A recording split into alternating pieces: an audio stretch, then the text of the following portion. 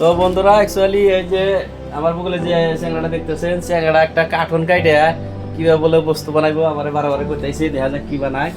তো ভিডিওটা দেখতে থাকেন আপনারা। বিলেট দিয়ে আর এই কার্টুন দিয়ে বলে কি বানাইবো লাস্টে কাইটে দেখাইবো আর কি করছে মেলা দেরি হবো, বড় করে বানাইবো। তো ভিডিওটা অ্যাকচুয়ালি লাস্ট পর্যন্ত দেখবেন আপনারা। তো ইতিমধ্যে বস্তুটা বানানো শেষ, এখন আমরা দেখবো আর কি কি বস্তু বানাইছে, দেখি কি বানাইছে। তো গাইজ দেখেন এই যে বস্তু একটা বানাইছে। তো অ্যাকচুয়ালি এটা কি বানাইছে এটা এটা পুরগিজা বানাইছে।